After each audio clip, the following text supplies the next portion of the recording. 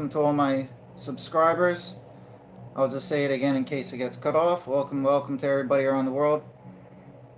So for this video here, I'm not going to read from quotes from sources and everything. I'll just give a quick little rundown with some very good reasons why giants could have been real, but reasons why we don't have skeletal remains of them, and a lot of physical or pretty much any physical evidence of them. And these are pretty credible reasons, so hear me out. So everybody already knows that virtually every culture across the planet spoke about giants being real. Even in Europe, everybody believed giants still existed to like the 1500s, around that time. So it's not like they were just in ancient times. So there's always been talk of giants, and quite simply, some of the best, I think, physical evidence for giants are the various megalithic and I think monolithic structures around the world.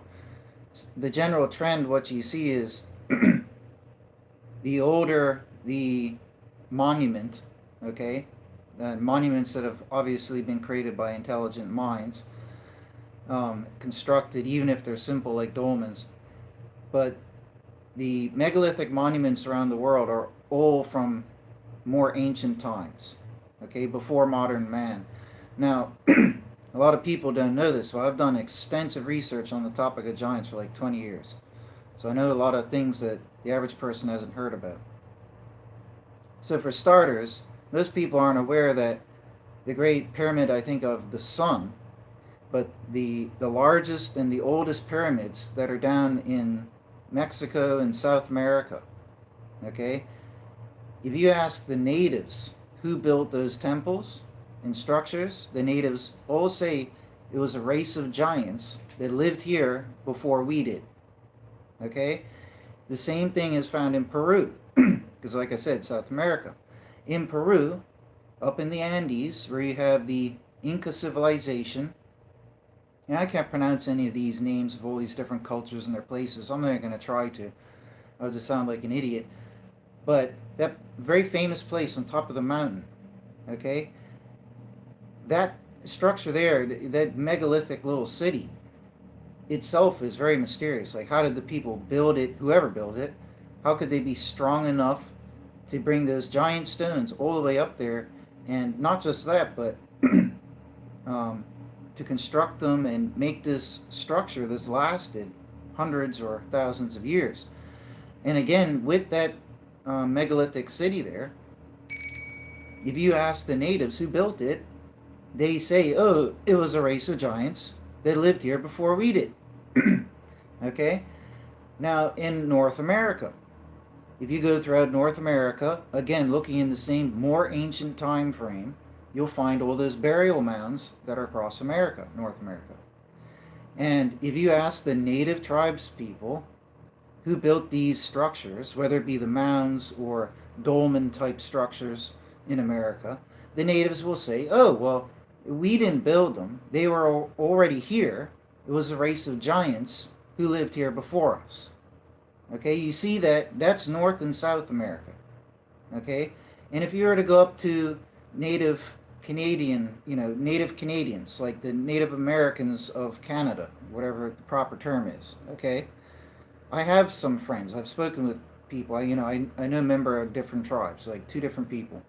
And I didn't hear these stories from them. I'm just saying, I know people from up there. I'm not trying to be disrespectful. I just don't know what the term is, right? But the natives from Canada, they talk about races of giants already being there. If you go to Greenland, and the Inuit tribes, I think Inuits were up north in Canada, and over in Greenland, they also talk about how races of giants were there. And the giants would fish for whales. So these people would see the giants in the harbors, in the nearby ocean shores, hunting whales. And wherever you go across the world, if you go over to Sardinia, wherever that is in Europe, right? If you go to Sardinia and you ask the native Sardinians, who built these giant megalithic structures that are over there in Sardinia, they say, oh, it was the race of giants who were here before we were. And if you go down to Australia and you speak to the Aboriginal Australians and you ask them about giants, they'll say, oh, when our ancestors first came to Australia, there were races of giants here. Okay? And long story short, no matter where you go in the world, okay, when you look further back in time, i.e., to the periods before before ancient man had migrated to these places, there were already giants there. So it seems to be, according to all the traditions of local natives around the world, backed up by and verified by the giant megalithic structures that they're speaking of, they all seem to fall in that time period, okay, before the arrival of modern man. Now, when modern man arrived to these locations, in a lot of the cases, it was as if the giants, the peak time period for the giants had already passed. That's the impression that I get. In the vast majority of cases, it's like the giants were a prior epoch that was dwindling away. Okay? There were still living giants, but there weren't huge populations of giants. It wasn't like they weren't like active cities of giants per se. There might be some rare exceptions. Okay, so what it appears to be, the trend around the world, is that there were races of giants that populated the earth on basically all the continents, okay, and maybe even Antarctica, but on all the common continents, it appears that there were races of giants, and it could also be argued that they weren't very sophisticated in terms of technology based on the physical evidence, such as very simplistic dolmens and obelisks and the megalithic walls and everything. They're kind of crude in their construction. And ironically, I also want to point out this. Why not look at Egypt likewise, right? In Egypt, we have the Great Pyramid. Archaeologists try to say that, oh, it was for this and that pharaoh. But this one doesn't fit in the exact same category. It's not like you can go to Egypt, ask the the natives of Egypt, and they would tell you that it was built by giants. But there are rumors and legends, and I have a book by Manly P. Hull, one of the 33rd degree Freemasons, and he says in his chapter on the Great Pyramid that a great secret is it was built by giants. And that doesn't surprise me, because it would just make a lot more sense if giants built the Great Pyramid. And they don't have to be, super ridiculously huge giants. They could have just been, 15 or 20 foot tall even.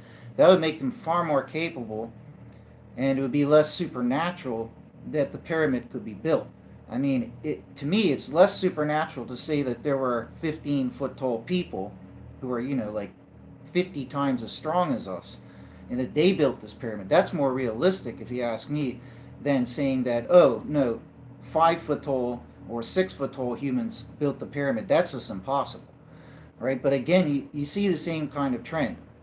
Even though it's just based on legends or rumors that the Great Pyramid was built by giants, it would make more sense. It is more plausible, and it is, once again, in that time period that goes further back. So it's in that mysterious time period where there isn't really a lot of hardcore evidence that it was built by, Egyptian pharaohs. There was no sarcophagus found in there. It's not really built to be a burial chamber. It's very, very mysterious. And it would make a lot more sense if you were, for example, a chimpanzee is like 5 times as strong as an adult man, and they're smaller than us. So you don't even necessarily have to be absolutely massive to be a lot stronger than how we humans are built. Okay, and an orangutan, believe it or not, they can be 10 to 20 times as strong as a human. I think they're stronger than gorillas, if I'm not mistaken. But gorillas are also very, very strong. So depending on your muscular layout, your musculature, you don't have to be like ridiculously tall. You could just be, say, 2 or 3 times the height of a normal person. But can you imagine the multiplier there? They would probably be 50 times, 100 times stronger.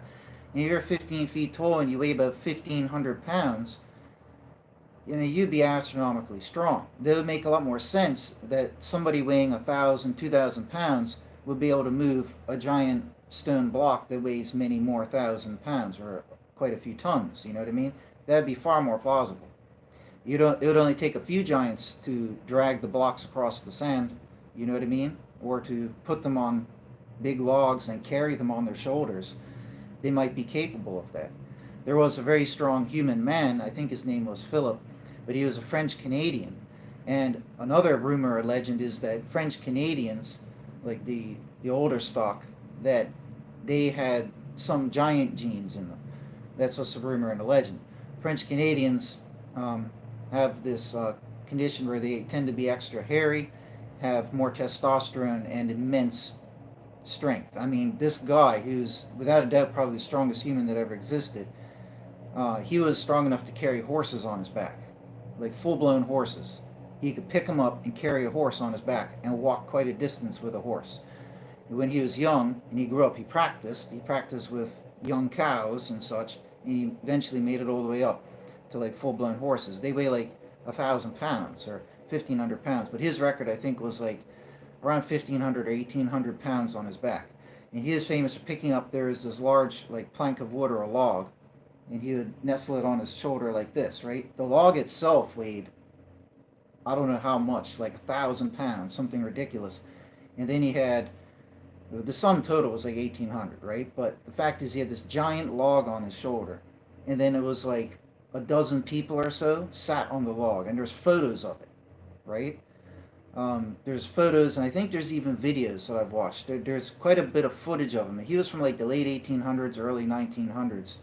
French Canadian, strongest guy in the world. And he picked up the log and he had all the people on it. Or maybe he picked it up first and they sat on it. But that's just an example. So he could almost lift a ton. Somebody like him, just one person, could move that much. And it depended on his musculature. Whether he was, had 2% giant genes or not, doesn't matter. But I'm just making a point here, right? It would make a lot more sense that there were giants, just larger people back then that built these megalithic structures.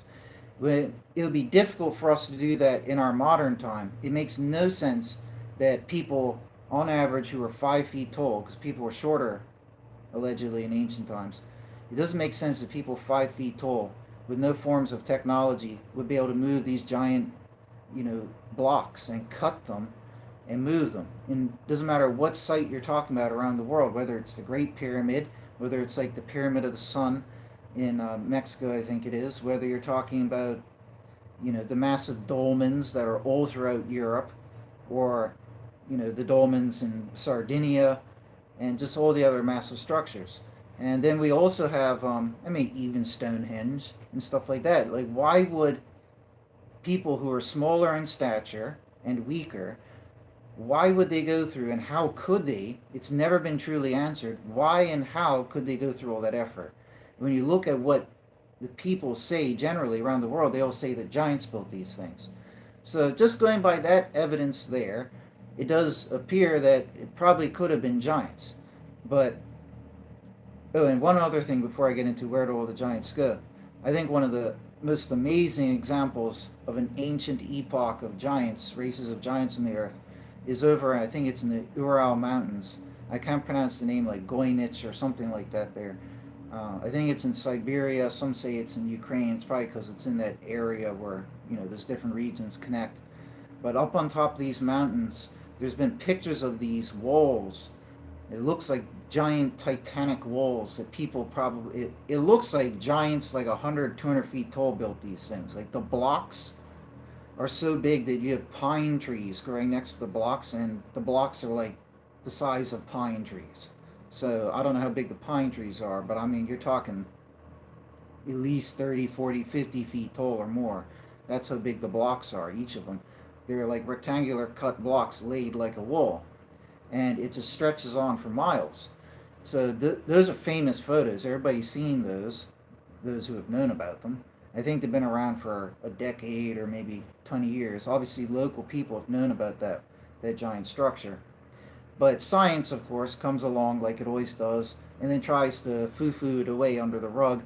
And science tries to claim that these are natural rock formations, right? Well, I've done a lot of scouring and research around the world, right? And in all my 20 years of research on various different topics, I have never, and I've wasted time buzzing around on Google Earth. When Google Earth came out, I went around everywhere. I went around, this is how deep I looked on Google Earth, just everywhere out of interest.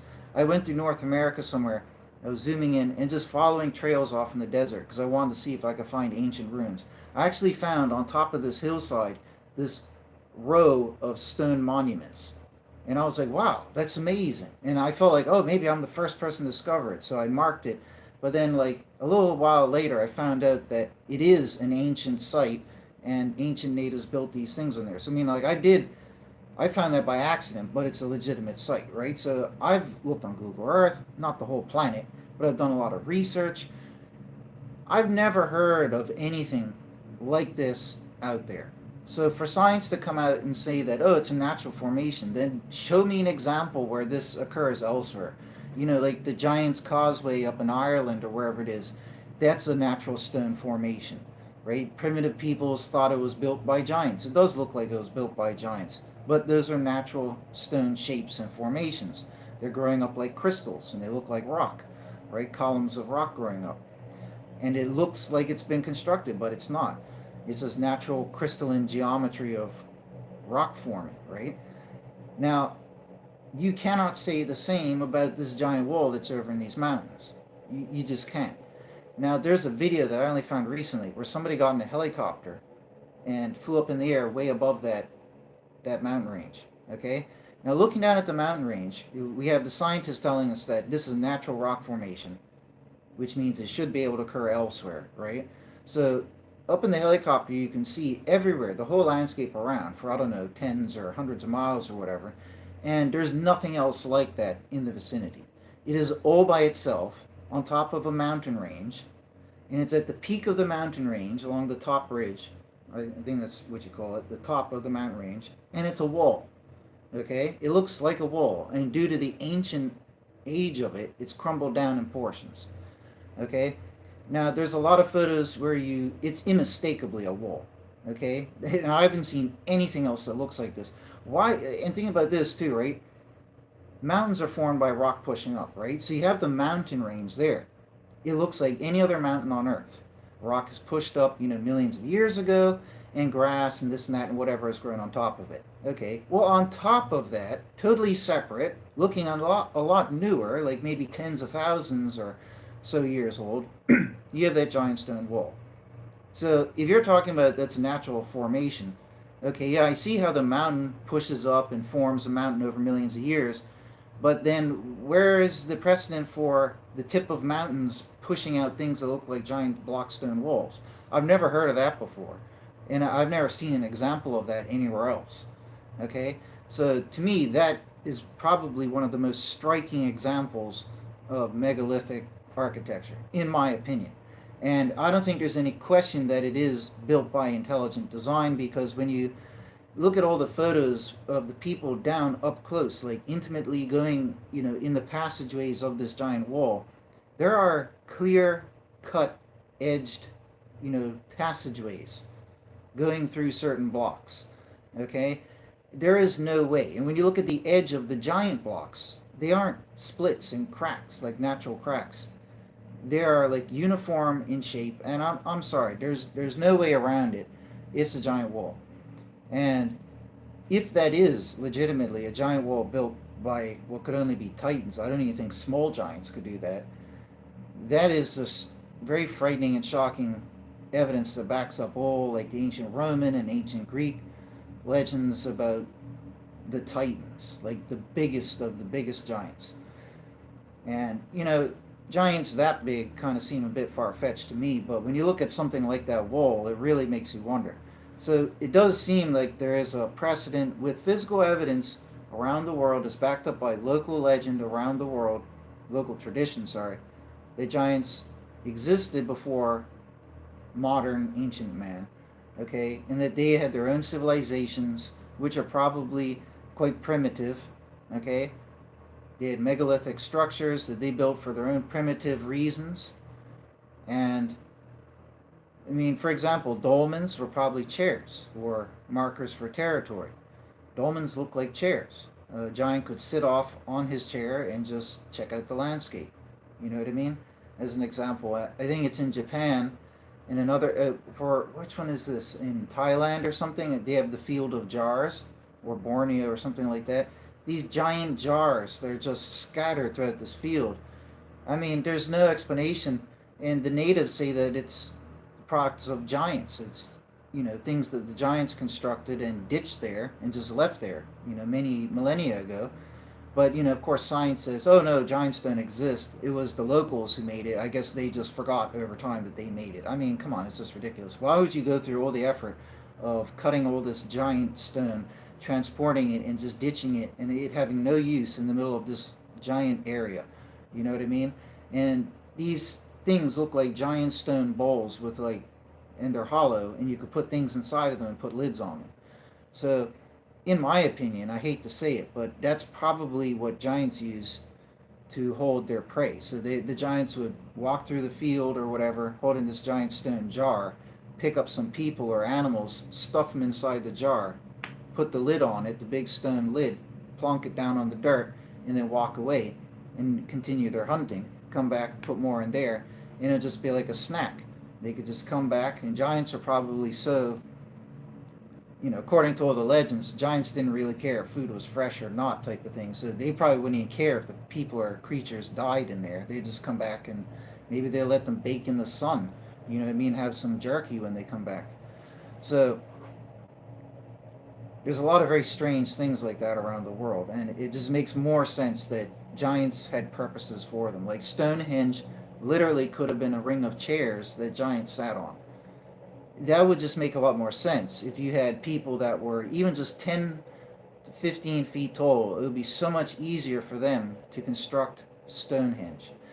It would make a lot more sense. It's just a circle where they sit on or whatever. When you have 5 foot tall ancient Europeans, for no apparent reason, building Stonehenge, what? To align light? I mean, that's so stupid. I mean, all these people having these suggestions that pyramids were built to catch light at these times and all this, and ancient peoples were so concerned about a star shining light through a tunnel hole. That's preposterously ridiculous. Okay? No, it's just ludicrous. To me, I'm not even going to waste time explaining why I think that's ludicrous, but no, I'm sorry. I don't buy that. I don't buy that they're going to just, if you stood in another location, you wouldn't see that phenomenon. So what are you telling me, that some ancient European stood on the top of this hillside and waited until the equinox or something, and they realized, oh, hey, I see this light coming through here. Gee, if I built a massively impossible stone monument here, it'll, in a very pathetic way, catch the light at this certain time, once in a blue moon, and then maybe I can convince people of this silly occult Stonehenge religion. You're telling me that's what science wants us to believe that ancient Europeans did. You know what I mean? They stood in a spot, calculated that if they built some massive, impossible monument here, that it would serve some ridiculous and pointless, futile, pathetic purpose that would somehow convince the other primitive, stupid Europeans. I mean, for what purpose? I mean, literally, for what purpose? Did the stones have to be so impossibly big it was just for such a mundane purpose? No, they wouldn't have to be so big, right? So, in my opinion, it makes a lot more sense. These are basic, fundamental, elementary structures built by very probably primitive giants, okay, who had nothing better to do than go, pick up a big rock, slam it down in the ground, sit on it, and then look at the hillside and wait for the herds of deer or whatever to run over here. Then they'll get up and chase after the deer. Stuff like that makes more sense. But where did all the giants go? If giants were so real, where did they all go? Right? These are some very good points. Tigers exist today. But tigers, because they're an apex predator, one tiger requires 5 square miles. 5 square miles for its, its territory to catch prey in. It prowls that territory, keeps that territory as its own. Bears are a little bit different because they're more mobile. I don't think they have, set territory zones. But a tiger, and probably lions are similar, they have their territory. Now, you won't find other tigers in that territory, right? Because if they go in and they end up meeting the other tiger, they will fight. So what I'm getting to is apex predators, because they're the apex, and the bigger the predator, the more confined it is to a certain area. Like the larger predators don't journey as far to catch prey. So what I'm getting to is when you have large apex predators, they have and control very large territorial zones. They tend not to leave those zones generally, okay? But you would only have one apex predator or its spouse and offspring in that zone. And when the offspring reach the age of adolescence, like as with most animals, they would leave and find their own territory. So if giants were real, okay, it's fair to say that if you had these probably very primitive minded giants, okay, and let me reword that. If you had these primitive giants, they probably would be solitary like that. So you would have one giant and he would probably control, let's just go by the same number, 5 square miles or maybe 10 square miles. You know, giant humans would be a little bit more mobile. We tend to walk around a lot. Tigers have a different modality to how they operate because they're felines. You know what I mean? A lot of felines, evolved living in trees and pouncing down on prey and stuff like jaguars and this and that there. So they're more confined to certain areas. Like lions tend to sit off in the prairie or whatever, and just they have these little zones where they sit off. Whereas humans, typically, we walk around and migrate and do this and that. So it's fair to say a solitary apex predator giant will probably control a fair-sized square mile zone, okay? And nothing else would want to live in that zone. So they probably would have to migrate because they would end up eating everything in that area. All the animals and humans would probably stay away from them, okay? And everybody would just keep moving away from each other. So what this would do is would increase competition for the apex predator giant, which in turn over time would very quickly reduce their population number because there's so much competition for food, and that would also lead to cannibalism amongst the giants. So if you're a hungry giant who, even if you're just 15 or 20 feet tall and you're hungry, you weigh like 2,000 pounds, you require a lot of food to keep your body going every day, especially if you got to walk around or chase after your food, which might be quick little animals, right?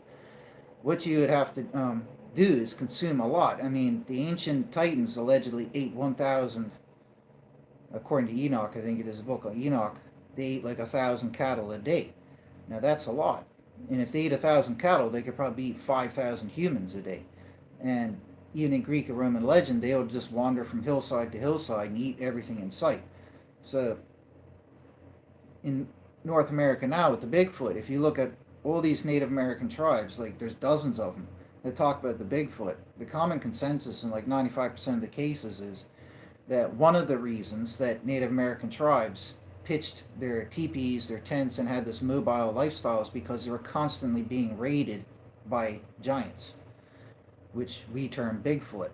They were 8 to 15 foot tall, hairy, primitive humanoids. A lot of the tribes regarded them as a race of men, but they were huge, they were primitive, they were barbaric, and they were cannibal.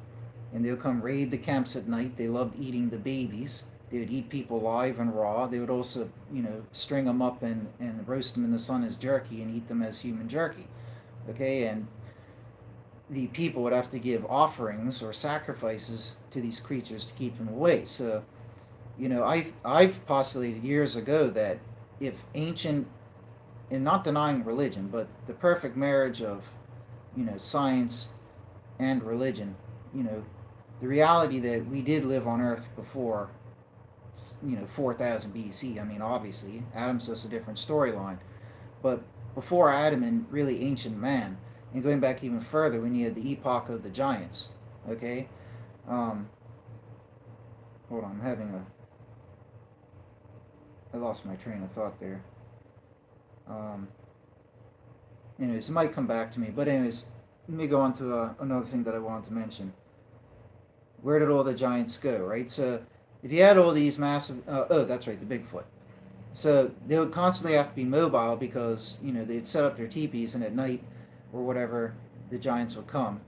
They would have to give these offerings of food and salmon and this and that there, otherwise, they would get eaten. And what I've theorized even before I knew those traditions is that if ancient giants did exist, this is where I went off track, and if humans like us existed around them, we would be their prey. And I think, just like we see as illustrated in the Native American examples, we would probably get sick and tired of the giants attacking us, and we would have to pacify them or placate them with offerings. And I think this is probably, this tradition of what humans were subjected to is probably what created a lot of primitive forms of religions. And the whole concept of making a sacrifice to appease the gods or the deities. Real primitive ancient humans might perceive these giants to be gods. You know what I mean? And the gods of a lot of religions were large, and a lot of religions talked about gods. But I'm talking about real ancient times, like Neolithic, Paleolithic peoples. We don't know what they thought because they didn't leave us writings. I'm talking about people like that. If you were living back then as a little 4.5 or 5 foot tall, ancient but modern human, and you were being afflicted by giants that were 10, 15, 20 feet tall or whatever, these giants probably had longer lifespans, as all the legends say anyways. They lived hundreds of years. They were super strong, and they were capable of massive feats of strength, and they probably had a lot of ancient cities back then that had just been destroyed by time or buried by the sands of time. A lot of these megalithic titanic cities are probably under layers of earth and soil, and we might find them over the next couple hundred years of archaeology. But these giants will probably have enforced and reinforced this tradition of offering up sacrifices. And in some cultures, the people might have been so afraid of these more powerful beings or deities, whatever they regarded them as, that they might have given offerings of humans. Okay? And, in South America and in Mexico with the Aztecs, I think it was, offering up humans to the deities. Well, even at that time, I don't think the deities were frequently appearing to the ancient Aztecs. This might have just been a tradition that was carried on. Now, science has already proven that through repeated behavior, one programs that behavior into their DNA in subsequent offspring, if done repeatedly for enough generations. This is how you can breed certain breeds of dogs to be good at herding sheep and such. Okay, it literally programs behavior into DNA. If you have done something as a culture or a tribe for hundreds or thousands of years, it's very quickly going to be ingrained into your DNA. So I think, not just with the Aztecs, but with all primitive peoples around the world, primitive peoples are doing these weird things like making sacrifices and giving offerings to deities. And why were ancient peoples doing this type of thing? It would make a lot of sense if it was just a behavior that had been ingrained. This is just a theory, but a behavior that was ingrained into their DNA. So even in subsequent generations, people wouldn't fully understand why they're doing it. It was more like an instinctual impulse, just like how a sheep herding dog has been bred to herd sheep. All the primitive humans have been so subjected to the attacks and the raids by giants that the humans' only way to placate and keep the giants away, besides being mobile or advancing in weaponry and such, would be to placate them with offerings and sacrifices. And in more modern times, we see, like with North America, they did such with the Bigfoot, who are still 8 to 15 foot giants. Okay, so the same thing we could see an example of illustrating it.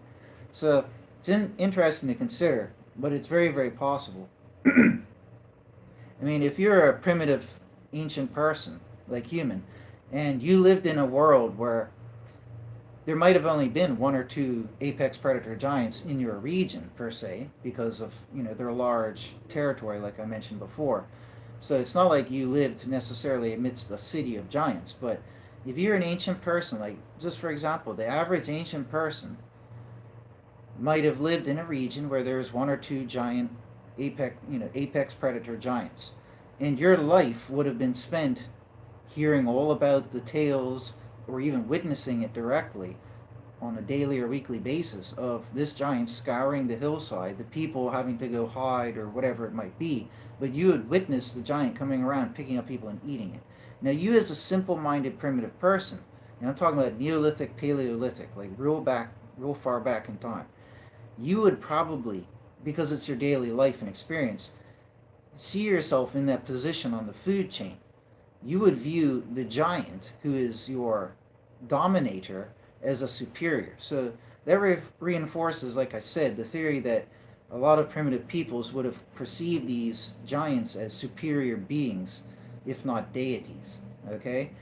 And there may have been good giants as well. Not all giants are evil. I mean, why would anybody think that? There could have been good ones. So that could have given rise to the concept of good and bad deities who are larger, more powerful. They seem to live forever because, we in ancient times only lived 30 years or 100 years, depending on how lucky you were, whereas the giants might live 200 or 300 years, for example. And your grandfather would say, "Oh, this giant, the giant Bob, yeah, I knew him," and then you're the grandson, and Bob the giant's still alive. I mean, to you guys, you would think that the giants are immortal; they don't die. You wouldn't really know. So this is an interesting theory, but it would make sense why, like with I can't pronounce the word, like Globi Tepeke, or whatever you call it, the 12,000 or 8,000 year old civilization that they unearthed, I think it was in Turkey. Again, you go back in time and you find an ancient civilization. It's buried under the earth because it's so old. And when you unearth it, you find that, what do you know? It's megalithic, right? And why would little short humans from back then go through all this effort to create these giant stone structures? There's literally no point. There is no point in all of that effort to do it. And you don't see it consistently done throughout the ancient world. It's more like you just have ancient megalithic monuments that predate the more modern human that came later. Okay? So I think the evidence leans towards an ancient race of giants. But if they were real, where did they all go? Okay, so science and everybody says that they're not real because we don't have evidence or skeletal remains of them and all of that. Well, if let's just say the biological reality was that the epoch of giants was, in a sense, predated man. So let's just say the legends of natives from around the world is true, that giants really had their epoch before the humans arrived. And when the humans arrived, there were some dwindling numbers of giants. This would match up with like European lore and even Greek and Roman, where there weren't lots of giants in those times. Okay? Especially in medieval European lore, there's usually only ever one giant per countryside, roughly like that. So, and nowadays, the smaller giants like Bigfoot and all of them, they're very, very rare and rarely seen. But where did all the giants go? Well, it has to be said first that giants, wherever you look around the world, they're almost always said to find refuge in caves.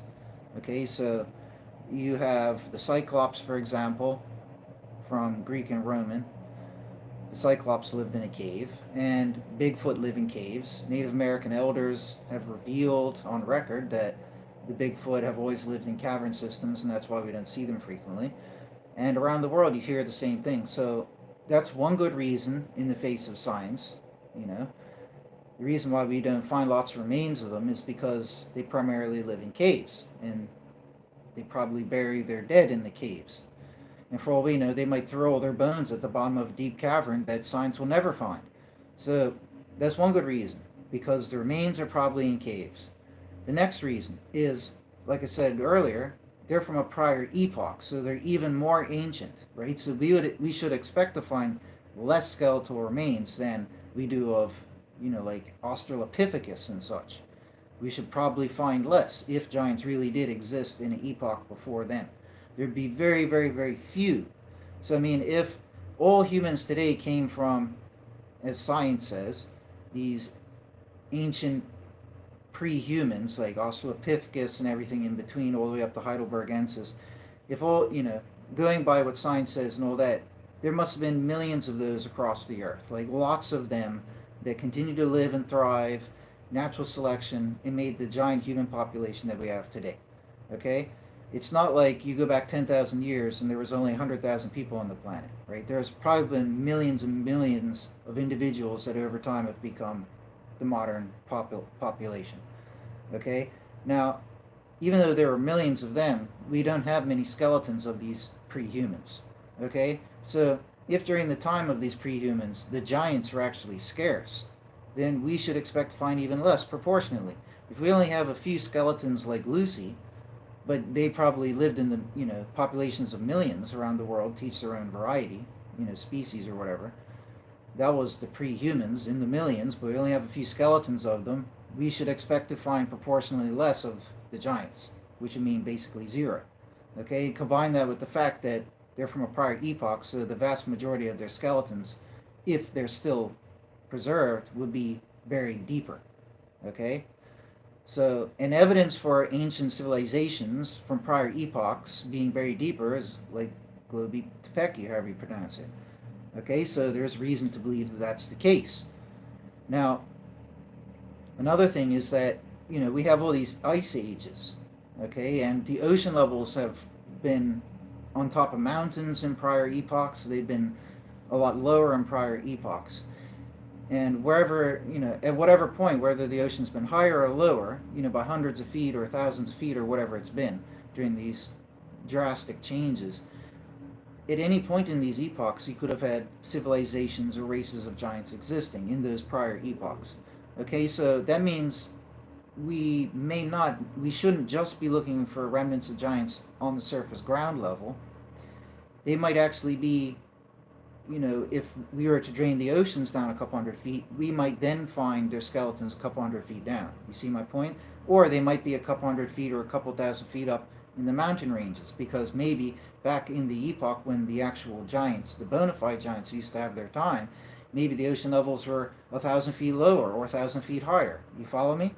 So if we're looking further back in time, you have to consider the drastic, geographical or geological changes like that, which I don't think a lot of people take into consideration. So, even the Bible says like Goliath and all them were the remnants of the giants, the last of their kind in their time, and that was around 1000 BC. So very few giants back in that time.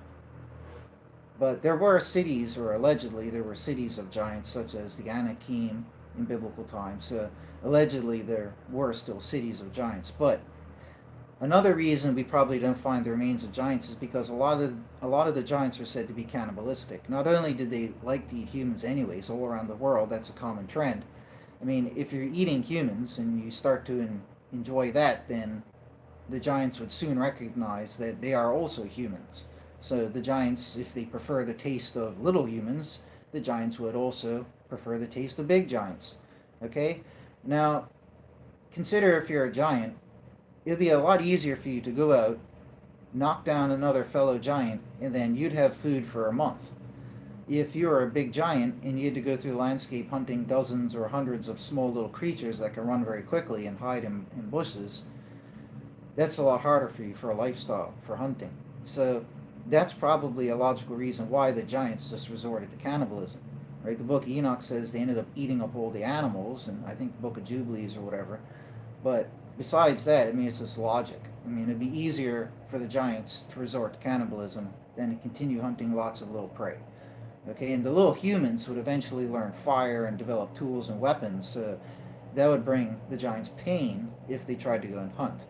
Right? So I think as humans evolved their technology and such, that's probably around the time that the giants started to dwindle away. As soon as humans got fire, that would have been a major problem. The giants couldn't sneak up to humans at night. But once our Paleolithic or whatever ancestors developed fire, you got the fire, you got the fire burning at night, you would see the giants sneaking up on you in the bushes, right, or over the treetops. And you could notify and go, whoo, whoo, or whatever, and then we'd run away and hide. So even just that first advancement, fire, right? And the other advancement, like spears. And as soon as ancient natives could learn about poisons and this and that there, they could probably make poison spears. And think about that, right? You got poison spears, you might have burning pitch or whatever. You could have ancient primitive man starting to scare away the big nasty giants using, torches of fire, fiery spears, poison spears, and this and that there. So the prior epoch of the giants taking advantage of the little piddly humans would very swiftly come to an end. Once we reach that level of intelligence, we're able to, respond like that. And the humans could do other things probably as well. Humans could probably go up on higher elevations and have big stones or blocks that they could roll at the giants. They'd probably lure the giants up there and then roll these big stones down. The stones could roll down there and knock and kill the giants. Or dig giant pits, which is another frequent way, especially in medieval Europe. They would kill the giants. They would just dig a gigantic pit, cover it over, have big skewer spears down at the bottom of the pit, and then when the giants would fall in the pit, they'd get impaled and such, and then they would fill the pit up with burning oil or burning tar and pitch, and just like roast and kill the giant like that, so it couldn't come back. And in North America, they would corner the giants in caves and then fill up the caves with like dry foliage, and then set the caves on fire and smoke out and kill the giants with smoke by smoke inhalation. So as soon as the ancient modern humans developed any form of primitive technology, we use that to our advantage right away.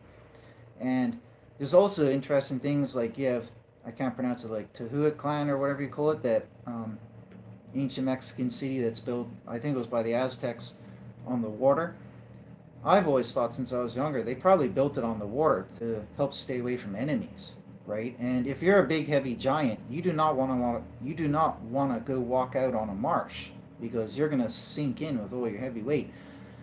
Just like how some species of lizard can run across the surface of water, we little humans, even though it's slightly different, we can walk through a marsh, or walk on logs or walk on stones, however they did it, to go get to our little marsh village, right? But if you're a big 2,000-pound giant or 5 or 10,000-pound giant, you go step foot on anything that's not solid ground. If it's like liquidy, you're going to go sinking right in. The more you struggle, the deeper you're just going to sink in. And then what happens then? The top half of you is exposed, and then all the little humans will run out and stab you to death with their spears or bows and arrows. And that's another primitive weapon that probably helped people as well. Bows and arrows, which came a little bit later, but bolos, like throwing rocks. So we went from just throwing rocks, which is pretty effective, or rolling down rocks, to attaching them to sticks. So if you attach a rock to a stick and throw it, it's a very deadly weapon. It's like a throwing hammer. If you attach it to a rope or a vine and swing it around, that's very effective. You could kill a giant with that. That's how David killed Goliath, actually, in the Bible. I didn't even think about that. So that's another thing to consider. So giants, being probably very cannibalistic, they would eat each other. They would eat the bones and scatter the bones. So you're very unlikely, for these reasons, to find remains of giants. They came from a more ancient epoch. If any remains exist, they'd be buried deeper. The odds of finding remains of giants that haven't been buried deeper, it's going to be far, far, far smaller. Okay? You're going to only find a tiny portion of giants remains potentially on the surface, or more commonly. Okay? It has been alleged that they did find, like the Smithsonian found remains of giants. There's hundreds of newspaper clippings talking about it. Skeletons up to 15 feet they found, such as in North America. Okay? And these all went missing. So allegedly there were remains found, but because those are, the Smithsonian denies it now. Everybody says it's just a conspiracy. But allegedly, you can still read those newspaper clippings, right? There's tons of them that'll relate in famous newspapers as well. But ignoring that, the reality is very few creatures that die turn into fossils. So if ancient races of giants existed, only a few of them would turn into fossils. A small percentage would turn into fossils. Okay?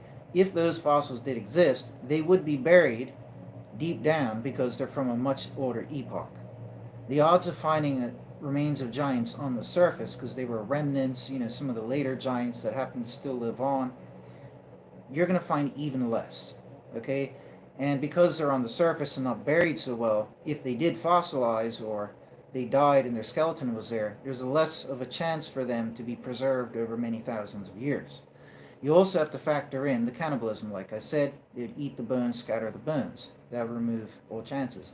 You also have to factor in that when you have massive bones, a massive bone will not remain like a normal skeleton would. A small creature's skeleton, if it's small, could get buried over with sand, rocks, foliage, and then end up being preserved.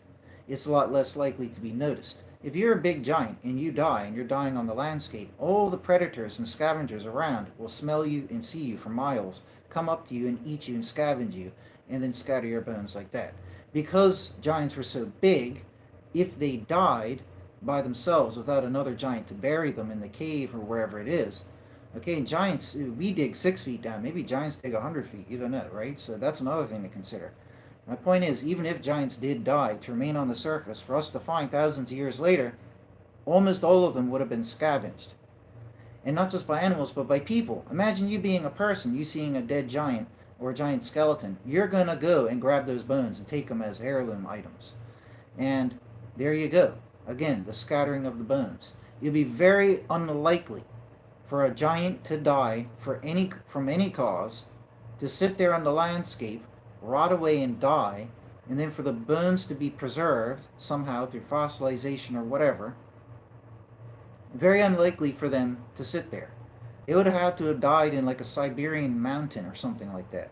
But the more isolated and remote that they are, I mean, we still have to remember there's bacteria and this and that there, but the more isolated they are, the more they're going to get covered over by the sand, the dirt, and the mud of time, and would be less likely to find them. So that's why, in my opinion, realistically, the odds of finding these things are very, very slim. Okay? Dinosaurs. The amount of dinosaurs that lived on the planet would be astronomical, the species, compared to the amount of fossils we know. So the amount of species of dinosaurs that we know of is only a drop in the bucket compared to what existed. Because it's not like everything magically gets fossilized. Okay? Dinosaur skeletons are pretty plentiful depending where you look, but they're still rare. It's not like you walk down the street and find a dinosaur skeleton. Okay? And before people were looking for dinosaur skeletons, they weren't finding them. When they found the first dinosaur skeletons, okay, then people started looking for them. Okay, so it might just be that we haven't found the giant skeletons yet. Maybe one day people will dig 100 feet down and find some giant skeletons. Then they'll know roughly where to look and in what type of regions, and maybe then we'll find more of them like we did with the dinosaurs. Okay? But another thing is, if you're a giant creature and you die, you have this massive thigh bone, let's just say, sitting on the ground, that's 10 feet long, let's just say. Okay? Now, it's not like you have a small bone. The small bone is more durable in the sense that because of its small size, it's more resistant and protected from the elements. Now, all the wind and everything, if you have a little tiny 5-inch or 1 foot long thigh bone and it's resting on the ground, it doesn't take much to protect it. If you have a giant 10-foot long thigh bone that's 3 feet tall, resting on top of the ground, every lick of wind and dust and everything that hits it is going to degrade it. So because of the size of the giants, their remains would be degraded by the elements a lot more quickly. Okay? Because they're bigger and had more tissues and fluids, they would have attracted more insects and more parasites and more bacteria and even fungus that would grow on them and consume them and eat them away. Okay? So we should almost expect not to find remains of giants. When you start considering all these things in here, finding the remains of giants should be very, very near impossible based on all this. Also, giants, considering that not only may they have buried, most likely have buried their loved ones or fellow kin, they, just like other animals, when most other species of animals today, when they know they're going to die, they go and hide somewhere. Their instinct has taught them that through their repeated behavior that's been programmed into their genetics. They know that this enables survival for the rest of their, group or species, because if, even cats do this. Right? So when you're sick, you go hide somewhere in a bush so that the rest of your family and everybody doesn't get spotted. You don't attract attention to them. Right? So when a giant's sick, he might go off and hide somewhere. He might go jump off into the ocean and sink to the bottom of the ocean. Giants, if you live in a clan of giants and a member is sick or has an illness, they might pick him up and burn him. Or they might throw him off a cliff into the ocean. Or throw him down into the bottom of a near bottomless cavern. You follow me? So giants might have actually done methods of extermination like that to each other for various different purposes, not just for burial purposes, right? So when you factor all that together, it makes a lot of sense why we don't find remains of giants. And even if there were, let's just say, one giant somewhere in Europe that died on a hillside, nobody's found him yet, he's only covered with a light layer of dirt, you still got to remember, like I said, you had that big, all the bones are going to be big and massive. Big and massive. If you walk by that bone, and if it has been broken, say in half, it's not even going to look like a bone to you. It's just going to look like a rock because of its size. So people have probably walked by skeletons or fragments and remains of skeletons and just not known what they are. So anyways, folks, that's my 2 cents for now. I think that those are reasons why giants did exist, why we should consider they existed. and why we probably don't find their remains and probably won't. And I don't think they existed at the time of dinosaurs, but they definitely existed probably at the time of like the Pleistocene, however you pronounce it, with like the woolly mammoth, and even going further back, just after the epoch of the dinosaurs, and it may be at the tail end of the dinosaurs. It'd be very interesting to picture you seeing these massive giants battling, the remnant dinosaurs that existed at the time for food.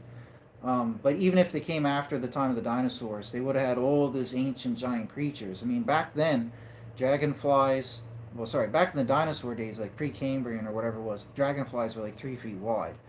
You compare that to 3 inches, I mean, that's like infinitely bigger. I kind of doubt giant humans existed back in times like that. But if giant humans came from another planet and landed here, maybe they came from a planet, like say the Anunnaki were giants. They came from a planet this was bigger, and things are bigger on that planet. They live longer. They come down here, they would be like massive giants that live tens of thousands or hundreds of thousands of years and be godlike, which goes back to the original thing I pointed out, that the giants, because of their age and power, would be viewed as deities. So it's also possible that the big ones just came from another planet, and if the Anunnaki story is true, then they did come here hundreds of thousands of years ago, or even millions of years ago. Okay? And even in that story, it says that they hollowed out chambers and tunnels down into the earth and basically set up a city down there. So again, that more evidence that giants came down and lived within the earth type regions. So it's interesting to picture, giants fighting on dinosaurs. That'd make a pretty cool scene in a movie. But it's not impossible. It's not impossible. There probably could have, even after the dinosaurs died out, there are probably remnant dinosaurs, right? And I haven't even mentioned Gigantopithecus, but that's more of an ape anyways. You got Gigantopithecus, you got Meganthropus. Meganthropus had teeth twice the size of a normal human, and Meganthropus was human. They're probably hairy and stuff, but Meganthropus, they estimate, could have been up to 9 feet tall, or maybe even a little bit more, between 7 to 9 feet tall. That's pretty scary. So, but I didn't even get into that stuff, but I don't have time for that now, so. But it's interesting to picture, back in the Pleistocene or whatever it is, he had giant beavers. Like, everything was bigger. The dragonflies were Precambrian, like I said, right? But everything was bigger back in the day. Giant sloths. They're huge, right? Giant bears. Everything was giant. Giant wolves. You had the dire wolf. Everything was bigger. Why wouldn't some humans be bigger? You know what I mean? Even from that perspective, back in the Pleistocene, it's entirely possible. You had Gigantopithecus, who was a lot bigger, right? Everything was bigger. Why couldn't humans be bigger? Why is science so quick to deny it? They don't have evidence for it, but we have all this evidence from around the world for it. The best physical evidence, the megalithic structures. But science would rather say it's more plausible that little short 4 or 5 foot tall humans built these impossible structures than admitting that all the legends from around the world could be true and that the race of giants built it. You know what I mean? So I don't know what else to say, right? I don't know what else to say, but hopefully one day we do find remnants of a giant. That would be pretty awesome, because all the ancient peoples believed they were real. The ancient Greeks and Romans, they didn't write about giants like they were fairy tales. They wrote about the giants like they were dead real. Okay, and you had the Titanomachy, the Gigantomachy, however you pronounce those things, the War of the Titans and the War of the Giants. Those were spoken about as being in much more ancient times to the Romans and Greeks. And in the days of the Romans and Greeks, you had one-off rare giants that would wander the landscape of various sizes, some closer to the size of normal people and some massively huge. So, and always remember as well that the gods of the Romans and Greeks were the Titans, and the Titans were from Uranus, which is from the heavens. So just like with the Anunnaki, the Titans, the Titan gods, were the giants who came here, who were regarded by humans as deities. They arrived here from the heavens, from outer space, right? So that also backs up that extraterrestrial source claim. So that could also be why perhaps we don't see too many of them, because they may not have actually originated on this earth. That's possible. But personally, I believe both. I believe that it's possible, it's more far-fetched and fairy tale-ish that, you had giants coming from outer space and coming down here, very little evidence for that besides like the Great Pyramid and such like that. But I think it's more realistic that just like how we have shorter races of humans, dwarf and pygmy and this and that there's no reason why we couldn't have races of humans who are 7 to 10 feet tall. There's no reason why we couldn't have, right? And even more than that, there's no reason. I don't see why that's impossible. We also have the legends around the world of the little people, like of 1 to 2 foot tall people. All around the world, they talk about those things. I'm not going to get into that here because that's a different topic. But again, in that same respect, if the average human is 4 to 5 feet, and you could get ones down to 1 to 2 feet tall, then you would likewise get the inverse. You could get ones over 10 feet tall, like twice as big as people, say like 12 to 20 feet tall. And I think it's possible. I'm not a scientist, but I don't see why it's so impossible that we could have bona fide, like genuinely had a bona fide race or a number of races of very large humans that evolved alongside of us and are part of the same human genome or even distantly related to us. I don't see why that is so impossible. I think it's entirely possible. Okay? And you hear about the Cyclops and them having these birth defects and they look so monstrous and grotesque. It could be that, I don't for a second believe that they're pituitary giants. It's genetic giants. And it was probably a series of mutations that caused them to get so big, probably. And it would make sense then that the giants are always said to look grotesque or have extra limbs or one eye. A lot of giants around the world have one eye. In China, there are giants in the wilderness that have one eye, according to legend, like hairy ones with one eye. You have the Tartalo from Spain that had one eye like a cyclops. So it makes sense if their gigantism is from a series of mutations that occurred that you'd see birth deformations like this. So multiple heads, multiple arms, conjoined bodies. The giants had these monstrous, frightening forms. And if you have these mutations and different birth defects, you could have eyes that are spaced too close together, eyes spaced too far apart, humongous ears or little ears, oddly shaped noses, maybe too long, or just a single hole, or just holes in the face. All these weird different deformations, or the facial features in different areas of the face. And there you go. I think it's realistic. And if the giants didn't evolve or live in these ancient epochs, then they could have lived in epochs when there were great global cataclysms, and it could have been times when there was great solar radiation or radiation. Because the giants are so much bigger, they absorb more of it, and it made them more prone to these mutations. Whereas the little humans could go and hide under the ground or hide in small caves and get out of the way. The bigger ones, just more victim to it. And just because you're big anyways, you probably absorb more radiation to start with. So giants are probably more prone to mutation just on that notion. But anyways, folks, I've yacked enough. I'll shut up. Take care.